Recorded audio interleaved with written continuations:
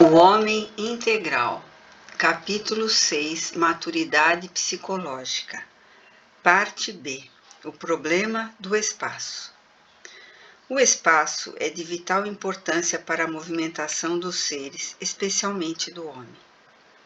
Experiências de laboratório demonstram que, em uma área circunscrita, na qual convive bem alguns exemplares de ratos, à medida que aumenta o seu número, neles se manifesta a agressividade, até o momento em que, tornando-se mínimo o espaço para a movimentação, os roedores lutam, dominados por violenta ferocidade que os leva a dizimar-se.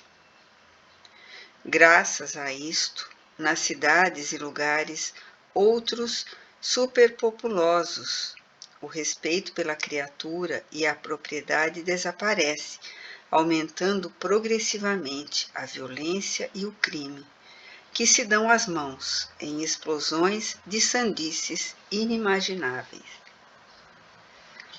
A diminuição do espaço retira a liberdade, diminuindo-a na razão do volume daqueles que o ocupam, o que dá margem à promiscuidade no relacionamento das pessoas, com o consequente desrespeito entre elas mesmas. Inconscientemente, a preservação do espaço se torna um direito de propriedade, que adquire valores crescentes em relação à sua escassez e localização. O homem, como qualquer outro animal, luta com todas as forças e por todos os meios para a manutenção da sua posse, a dominação do espaço adquirido e, às vezes, pelo que gostaria de possuir, tombando nas ambições desmedidas, na ganância. No relacionamento social, cada indivíduo é cioso dos seus direitos, do seu espaço físico e mental, da sua integridade, da sua intimidade, zelando pela independência de ação e conduta nestas áreas comportamentais. Quando os sentimentos afetivos irrompem e ele deseja repartir a sua liberdade com a pessoa amada, naturalmente espera compartir dos valores que ela possui, numa substituição automática daquilo que irá ceder. Trata-se de uma concessão-recepção, gerando uma ação cooperativista. A princípio, o encantamento ou a paixão substitui a razão, quebrando um hábito arraigado, sem chance de preenchê-lo por um novo, que exige um período de consciente adaptação para uma convivência agradável, emocionalmente retributiva.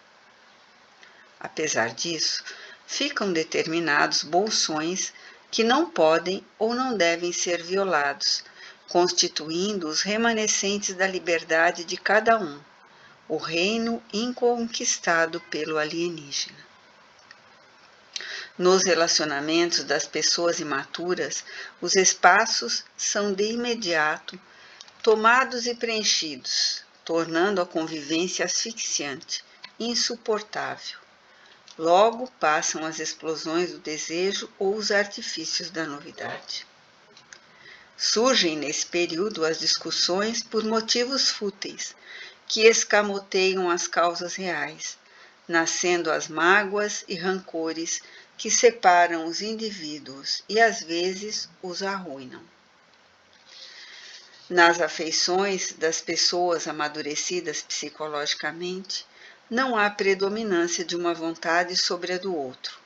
Porém, um bom entrosamento que sugere a eleição da sugestão melhor, sem que ocorra a governança de uma por outra vida, que a submetendo aos seus caprichos, comprime-a, estimulando as reações de malquerença silenciosa que explodirá intempestivamente em luta calamitosa.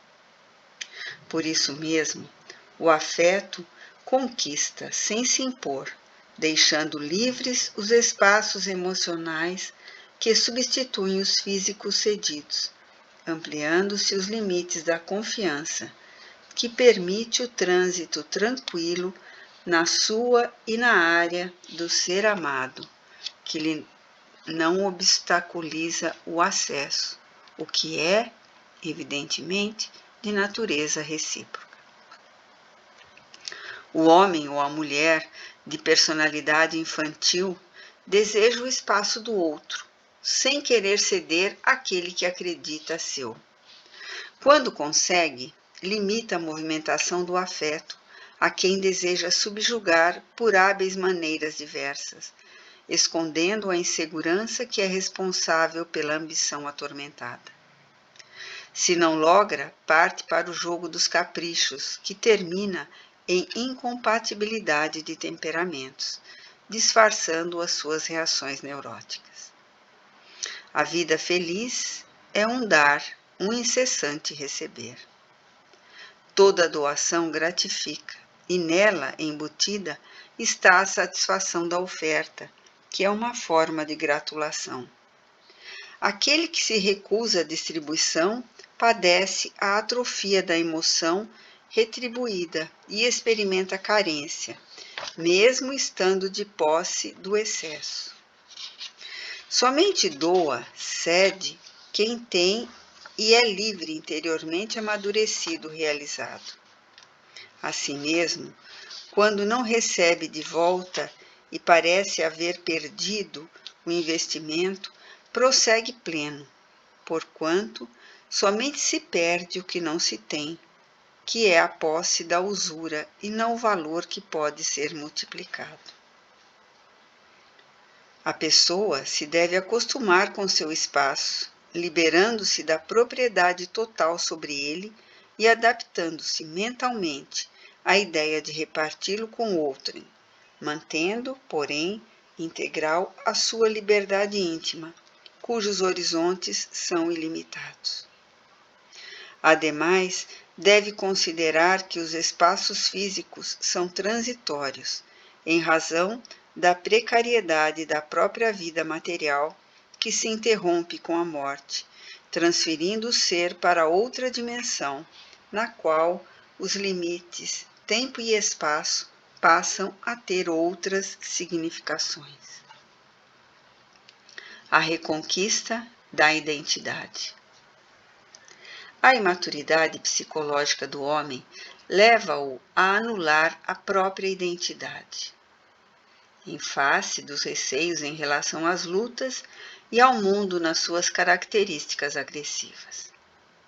A timidez confunde-o, fazendo que os complexos de inferioridade lhe aflorem, afastando-o do grupo social ou propelindo-o à tomada de posições que lhe permitam impor-se aos demais. A violência latente se lhe desvela, disfarçando os medos que lhe são habituais. Ocultando a identidade, mascara-se com personalidades temporárias que considera ideais, cada uma a seu turno, e que são copiadas dos comportamentos de pessoas que lhe parecem bem, que triunfaram, que são tidas como modeladores na ação positiva ou negativa, aquelas que quebraram a rotina e que de alguma forma fizeram-se amadas ou temidas. Gestos e maneirismos, trajes e ideologias são copiados, assumindo-lhes o comportamento, no qual se exibe e consome até passar a outros modelos em voga que lhes despertem o interesse. Na superficialidade da encenação, asfixia-se, mas se conflitando em razão da postura insustentável que se vê obrigada a manter. Como efeito do desequilíbrio, passa a fingir em outras áreas, evitando a atitude leal e aberta, mas sempre sinuosa, que lhe constitui o artificialismo com que se reveste.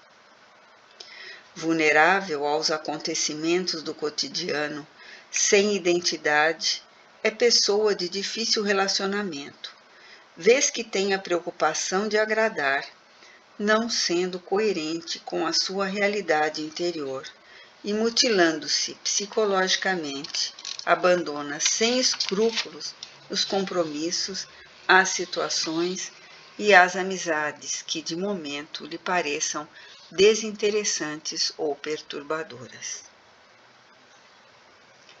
A falta de identidade cria o indivíduo sem face, dissimulador, com loquacidade que obscurece as suas reais impressões, sustentando condicionamentos cínicos para a sobrevivência da representação. Cada criatura é a soma das próprias experiências culturais, sociais, intelectuais, morais e religiosas. O seu arquétipo é caracterizado pelas suas vivências, não sendo igual ao de outrem. A sua identidade é, portanto, a individualidade real, modeladora da sua vida, usufrutuária dos seus atos e realizações. No variado calendoscópio das individualidades surge o grupo social das afinidades e interesses, das aspirações e trocas, da convivência compartilhada. Os destaques são aquelas de temperamento mais vigoroso de que o grupo necessita, na condição de líderes naturais de expressões mais elevadas que servem de meta para os que se encontram na retaguarda. Nenhum contrassenso ou prejuízo em tal exceção. A generalidade é o resultado dos biótipos de nível equivalente, sem que sejam pessoas iguais, que não as existem, porém, com uma boa média de realizações semelhantes. Em razão do processo reencarnatório, alguns indivíduos recomeçam a existência sob injunções conflitantes, que devem enfrentar sem fugir os objetivos que a vida a todos destina. Como cada um é a sua realidade, ninguém melhor ou pior em face da sua tipologia. Existem os mais e os menos dotados, com maior ou menor soma de títulos de valores. Porém, nenhum sem os equipamentos hábeis para o crescimento, para alcançar o ideal desafiador que luz à frente. É um dever emocional assumir a sua identidade, conhecer-se e deixar-se conhecer. Certamente, não nos referimos à necessidade de o indivíduo viver as suas deficiências, impondo-as ao grupo social no que se encontra. Porém, não escamotear os próprios limites e anseios ainda não logrados, mantendo falsas posturas de sustentação impossível. É o compromisso existencial que leva a um equilibrado amadurecimento emocional. Afinal, todos os indivíduos se encontram na Terra em processo de evolução. Conseguida uma etapa, outra se lhe apresenta como o próximo passo. A satisfação, a parada no patamar conquistado, leva ao tédio, ao cansaço da vida.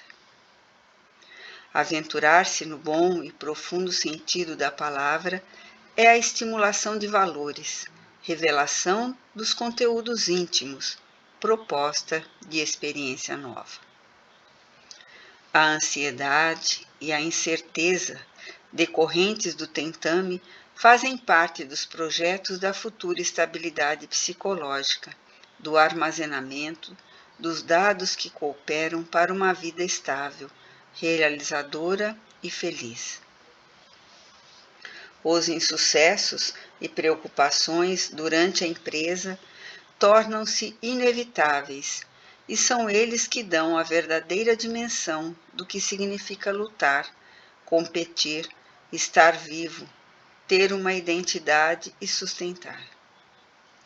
Deste modo, o indivíduo tem o dever de enfrentar-se, de descobrir qual é a sua identidade e, acima de tudo, aceitar-se.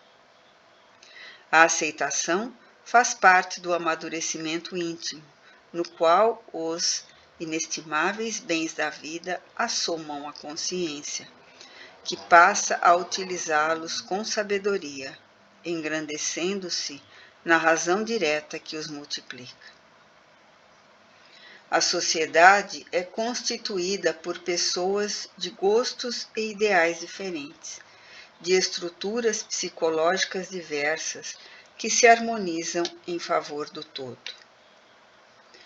Das aparentes divergências surge o equilíbrio possível para uma vida saudável em grupo, no qual uns aos outros se ajudam, favorecendo o progresso comunitário. O descobrir-se que a própria identidade é única, especial, em decorrência de muitos fatores, favorece a manutenção do bem-estar íntimo, impedindo fugas atormentantes e inúteis. Quem foge da sua realidade neurotiza-se, padecendo estados oníricos de pesadelos que passam à área da consciência, em forma de ameaça de desditas por acontecer, com um mundo mental povoado de fantasmas que não consegue diluir. Aceitando-se como se é, possui-se estímulos para auto-aprimorar-se, superando os limites e desajustes por educação, disciplina e lutas empreendidas em favor de conquistas mais expressivas. Somente através da aceitação da sua identidade, sem disfarces, o homem, por fim, adquire o amadurecimento psicológico que o capacita para uma existência ideal, libertadora. A própria identidade é a vida manifestada em cada ser.